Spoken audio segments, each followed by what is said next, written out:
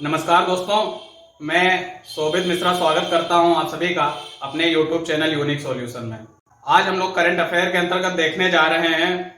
जैसा कि आप लोग जानते भी हैं कि खाने के तेल की कीमतें बढ़ रही हैं और आप देख रहे होंगे कि जो खाने की तेल की कीमतें हैं, आप तेल खरीदते हैं तो 170 से 175 रुपए किलो के हिसाब से जो है तेल आजकल बिक रहा है। तो पेट्रोल के साथ साथ खाने के तेल की कीमतें लगातार बढ़ रही हैं। ऐसा लग रहा है खाने के तेल के पीछे पेट्रोल दौड़ रहा है। तो क्या कारण है कि खाने के तेल की कीमतें 40% बढ़ गई हैं? तो चलिए समझते हैं और इसका निष्कर्ष निकाल सकते हैं हम लोग। प्रारंभ करते हैं वीडियो को, और अगर आपको वीडियो पसंद आता है तो आप लाइक और शेयर कर लें, और हमारे चैनल से जुड़े रहने के लिए आप चैनल को सब्सक्राइब भी कर लें। देखिए, तेल की कीमतें बढ़ने के क्या कारण हैं।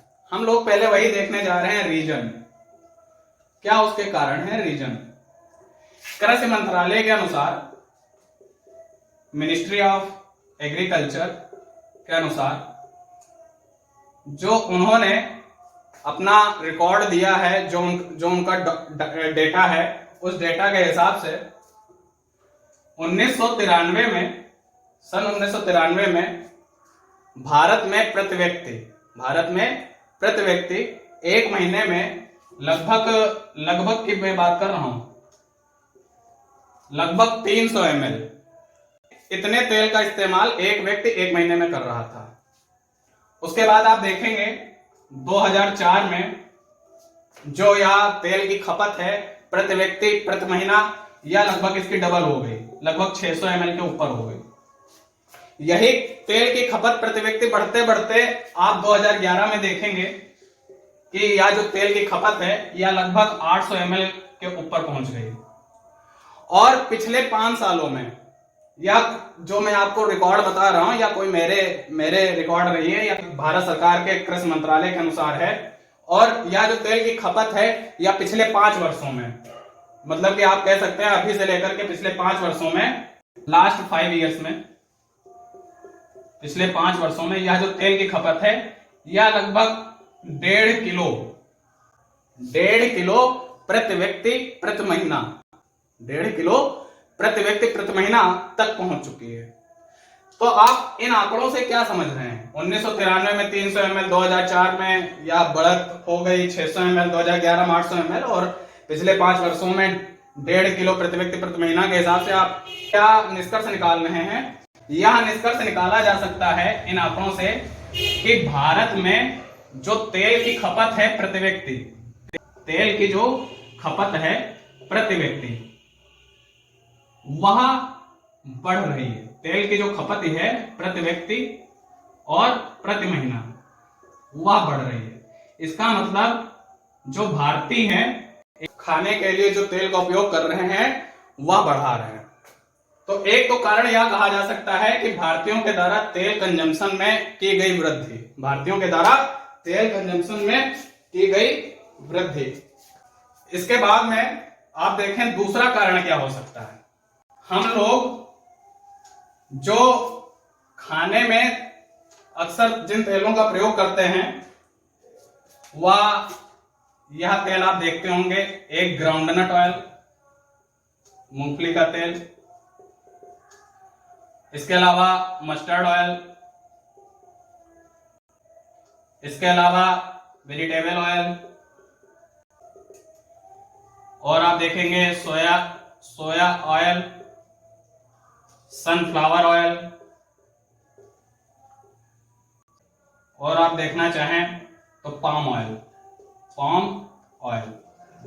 यह मुख्य रूप से खाने के तेल हैं, और यह जो खाने के तेल हैं भारत में लगभग एक साल में जो खाने के तेल की आवश्यकता है वह लगभग 24 मिलियन टन है।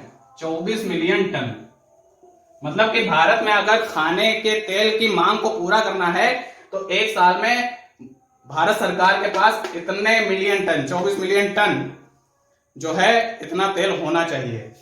लेकिन आपको यह जान के आश्चर्य होगा कि लगभग भारत में जो तेल पैदा होता है वह 10 से 12 मिलियन टन ही हो पाता है।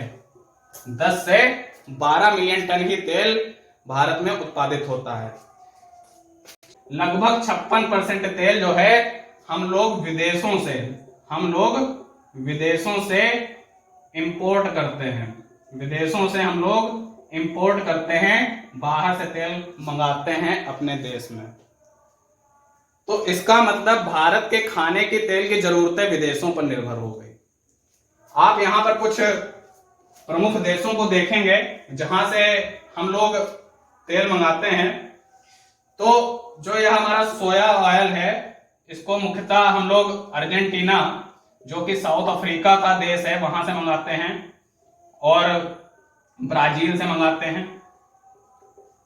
या जो हमारा सनफ्लावर ऑयल है, इसको हम लोग यूक्रेन, जो यूरोप का देश है, वहां से मंगाते हैं और अर्जेंटीना से मंगाते हैं। और इसके अलावा आप यह जो पाम ऑयल है, इसको आप देखेंगे कि हम लोग इंडोनेशिया और मलेशिया से मंगाते हैं। इंडोनेशिया और मलेशिया, इन देशों से मंगाते हैं। तो आप देखेंगे कि दूसरा कारण यह है कि हम लोगों के जो तेल का उत्पादन है वह देश में कम है और आधे से ज्यादा तेल, लगभग 56% का हम लोग आयात कर रहे हैं। तो ठीक है, इससे पहले तो दिक्कत नहीं पड़ी, इससे पहले भी उत्पादन नहीं हो रहा था, इससे पहले भी हम लोग आयात ही कर रहे थे, तो फिर अभी क्यों कीमतें बढ़ गई? दरअसल हुआ क्या कि यह जो मलेशिया देश है, इंडोनेशिया है और खासकर मलेशिया देश में, खासकर जो मलेशिया देश है, इस देश में यहां पर जो लेबर है, पाम जो खेती की जाती है, वहां पर जो काम करने वाले लेबर हैं, उनसे संबंधित विवाद चल रहे हैं अभी। या आप कह सकते हैं लेबरों ने अपनी मांगों को पूरा करने के लिए लेबर स्ट्राइक की। श्रम विवाद चल रहे हैं कहां पर? मलेशिया में। तो उससे तेल की जो आपूर्ति होती थी उसमें दिक्कत हुई। नंबर 2 पर जब लेबरों के श्रम विवाद से इंडोनेशिया अपना तेल बाहर नहीं भेज पा रहा था, तो जो भी वह तेल भेज रहा था, अब जब जितना तेल जाना चाहिए, एक्सपोर्ट करना चाहिए, उतना तो वह कर नहीं पा रहा है। लेकिन जितना भी कर पा रहा है, कम तेल एक्सपोर्ट करने के बाद भी वो जानता है कि जिन देशों को तेल खरीदना है, वह अपने मुंह मांगे रेट पर भी अगर बेचता है तो वह देश खरीदेंगे। तो क्या किया उसने? एक्सपोर्ट ड्यूटी बढ़ा दिया। जो यह मलेशिया था, इसने एक्सपोर्ट ड्यूटी बढ़ा दिया। मतलब कि जब हम जानते हैं चीजों को आयात और जब निर्यात किया जाता है, तब सरकारें उस पर इंपोर्ट ड्यूटी, एक्सपोर्ट ड्यूटी नाम से टैक्स लगाती हैं। तो जो मलेशिया सरकार थी, उसने श्रम विवाद के चलते एक्सपोर्ट ड्यूटी पर टैक्स को बढ़ा दिया। तो आप क्या देखते हैं कि पहला कारण तो भारत में खपत का बढ़ना, दूसरा कारण जो विदेशों पर हमारी निर्भरता है, अगर वहां पर भी कोई विवाद हो जाता है तो हमारे देश में तेल का जो प्राइस है उसका भी बढ़ना लाजमी है। तो एक तो मलेशिया का यह संकट, तो आप या तो समझ गए। इसके साथ में तीसरा कारण आप समझें। तीसरा कारण क्या है कि आजकल भारत के साथ साथ पूरे विश्व में बायोफ्यूल की बात की जा रही है। जो नंबर 3 कारण आप बोल सकते हैं, बायोफ्यूल। अब यह क्या है बायोफ्यूल? तो बायोफ्यूल को आप समझें।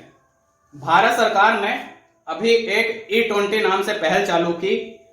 उस E20 का मतलब क्या है कि जो पेट्रोल होता है, हम लोगों को पता है पेट्रोल एक फॉसिल फ्यूल है जो एक लिमिटेड मात्रा में पृथ्वी पर मौजूद है और एक समय के बाद में वह समाप्त हो जाएगा। और साथ में यह जब जलता है तो कार्बन इमिशन भी करता है और आप कह सकते हैं प्रदूषण फैलाता है। तो जब पेट्रोल के साथ में सरकार ने 20% एल्कोहल मिक्स करना, जिसे ब्लेंडिंग कहते हैं, यह प्रारंभ किया है। और इसी प्रकार के तेल को, जो कि 100% प्योर पेट्रोल नहीं है, उसमें 20% एल्कोहल मिला है। एल्कोहल क्यों मिला रहे हैं? एल्कोहल तो आसानी से बना सकते हैं, वो कोई पेट्रोल की तरह जमीन से थोड़ी ना निकाला जा रहा है। उसको तो आप जानते हैं फर्मेंटेशन, आपने पढ़ा होगा बायो में, फर्मेंटेशन के जरिए जो है एल्कोहल बन जाता है शुगर से। तो एल्कोहल आराम से मौजूद है। अल्कोहल हम जितना भी चाहे बना सकते हैं, लेकिन पेट्रोल बनाया नहीं जाता, पेट्रोल का निष्कर्षण किया जाता है। तो बचे हुए संसाधनों का एक उचित मात्रा में उपयोग करना और साथ में प्रदूषण को नियंत्रित करने के लिए, साथ में प्रदूषण को भी नियंत्रित करने के लिए एक जिस प्रकार के फ्यूल की संकल्पना का जन्म हुआ, उसी प्रकार के फ्यूल को हम लोग क्या कहते हैं, बायोफ्यूल, जिसमें भारत सरकार अभी E20 नीति के अंतर्गत 20% अल्कोहल को मिश्रित करने का लक्ष्य रखे हुए है। तो मात्र पेट्रोल ही नहीं, इसी प्रकार से जो डीजल है, इसी प्रकार से जो डीजल है, उस डीजल में अब यह जो पर्यावरण की जो दिक्कत है, यह केवल भारत में ही तो है नहीं, पूरे विश्वव्यापी दिक्कत है।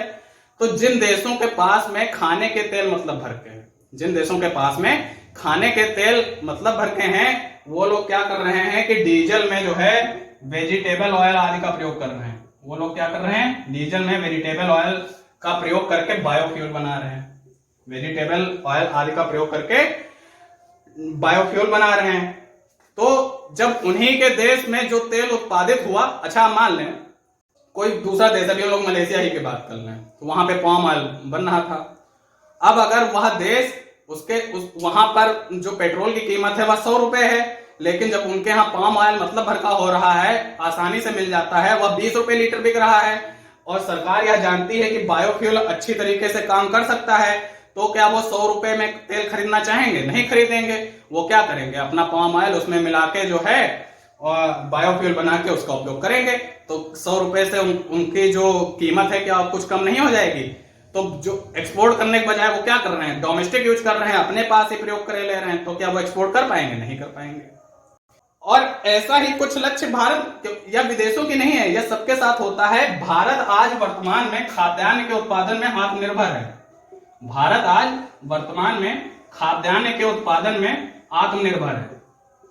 अब आप पूछेंगे, या तो हम जानते हैं, कैसे आप जान रहे हैं? हरित क्रांति हुई हम लोगों के देश में, हरित क्रांति हुई, और हरित क्रांति के जरिए हम लोग खाद्यान्न के उत्पादन में आत्मनिर्भर हो गए, या जो खाद्यान्न का उत्पादन है इसमें आत्मनिर्भर हो गए। तो भारत जब खाद्यान्न के उत्पादन में आत्मनिर्भर हो गया, अब उसको किसी दूसरे देश से खाद्यान्न नहीं मंगाने हैं, गेहूं नहीं मंगाना है, चावल नहीं मंगाना है, तो जो बचा हुआ खाद्यान्न है वह तो एक्सपोर्ट भी कर सकता है, या बचे हुए खाद्यान्न से आपको पता है फर्मेंटेशन के जरिए जो है अल्कोहल वगैरह बना करके पेट्रोल के साथ मिक्स भी कर सकता है। तो भारत भी तो इस प्रकार का काम कर सकता है और किया भी जाता है। तो आप यह बात समझ पाए कि तीसरा कारण क्या हो गया कि बायोफ्यूल हो सकता है। तीसरा कारण क्या हो सकता है? बायोफ्यूल हो सकता है। चौथा कारण आप समझें, जो चाइना है, न्यूज एक्सपर्ट के अनुसार, और चाइना अभी देखा भी गया है, ऐसे इस प्रकार की जानकारी प्राप्त हो रही है कि जो चाइना है उसने खाने के तेल को एक बड़ी मात्रा में इन देशों से इंपोर्ट किया है। खाने के तेल को, खाने का जो तेल है इसको बड़ी मात्रा में अपने यहां पर इंपोर्ट कर लिया है। तो अपने यहां इंपोर्ट करने का क्या उसका कारण हो सकता है? चाइना का कहना है कि उसे खाने के तेल के जो उसके यहाँ प्रति व्यक्ति जो उपभोग का स्तर है वो बढ़ गया है। तो क्या चाइना के यहाँ प्रति व्यक्ति उपभोग का स्तर अचानक बढ़ गया है? ऐसा तो हो नहीं सकता। उसके पीछे भी चाइना की रणनीति हो सकती है, हो सकता है कि वह वर्तमान में खाने के तेल को स्टोर करके भविष्य में जिस सामान को खरीदा है उसी को ऊंचे रेट में करके वो बेचने लगे, क्योंकि चाइना की किसी भी रणनीति पे आज वर्तमान में भरोसा नहीं किया जा सकता है। तो इस प्रकार से आप देखेंगे कुछ प्रमुख कारण खाने के तेल की कीमतें बढ़ने के रहे, और आप देखेंगे आज लगभग 40% के उछाल पर कीमतें चल रही हैं। और यह आप देख रहे हैं ना कि जो शरीर का एक इंजन है जिसको चलाने के लिए जिस तेल की जरूरत चाहिए, सरकार उसको छोड़ करके बायोफ्यूल की तरफ जोर दे रही है, और देना भी चाहिए, लेकिन पहले जो आवश्यक है उसकी पूर्ति हो जाए, या उसकी पूर्ति होने के बाद में जो कुछ खाद्यान्न बचता है उसके बाद में यह बनाया जाए तो उचित रहेगा। लेकिन इन सब कारणों के बाद भी इस पे हम लोग क्या निष्कर्ष निकाल सकते हैं? क्या निष्कर्ष निकाला जा सकता है? कारण तो यह हो गए, तेल की खपत बढ़ गई भारत में, जो हमारी निर्भरता है विदेशों पर, तो वहां पर अगर कोई संकट हो गया तो हमारे यहां भी संकट। तीसरा, बायोफ्यूल को प्रमोट करना, और चौथा आप बोल सकते हैं कि चाइना के द्वारा जो एक बड़ी मात्रा में तेल का इंपोर्ट भी करना। लेकिन निष्कर्ष क्या हो सकता है? हम लोग देखते हैं कि एक समय था कि खाद्यान्न पर हम लोग विदेशी ताकतों पर निर्भर थे, तो एक समय स्वामीनाथन जी आए और हरित क्रांति कर दी गई। आज वर्तमान में हम लोग खाद्यान्न में आत्मनिर्भर हैं, हमें किसी दूसरे देश से इंपोर्ट नहीं करना है। तो भारत सरकार को यह चाहिए कि यह जो खाने के तेल हैं, जो तेल हैं, इनसे भी संबंधित कोई क्रांति होना चाहिए, इनसे भी संबंधित कोई क्रांति होना चाहिए, और जिससे कि भारत खाने के तेल में आत्मनिर्भर हो सके, खाने के तेल में आत्मनिर्भर हो सके, उसे दूसरे देश पर निर्भर ना करना पड़े कि दूसरे देश की सप्लाई पर अगर दिक्कत हो गई तो हमारे देश की सप्लाई पर भी दिक्कत होगी और प्राइसेज इंक्रीज करेंगे। तो क्रांति का मतलब क्या हो गया? हरित क्रांति का मतलब था खाद्यान्न, कुछ ऐसे बीज में प्रयोग किए गए, अच्छे प्रकार के उपकरणों का प्रयोग किया गया, अच्छे प्रकार के उर्वरकों का प्रयोग किया गया, खाद्यान्न अच्छी मात्रा में पैदा हुआ। तो कुछ ना कुछ इसी प्रकार की रणनीति भारत सरकार को तेल से संबंधित क्षेत्र में क्रांति लाने के लिए अपनानी होगी, जिससे भारत को भी खाने के तेल के उत्पादन के मामले में दूसरे देशों पर निर्भर ना रहना पड़े, वह आत्मनिर्भर हो सके। उम्मीद है आप समझ पाए होंगे कि बड़े खाने के तेल की कीमतों में लगातार बढ़ने का क्या कारण है और क्या उसका उपाय हो सकता है। और आपको वीडियो पसंद आया हो तो आप वीडियो को लाइक और शेयर करें, साथ में हमारे चैनल से जुड़े रहने के लिए सब्सक्राइब करें। धन्यवाद।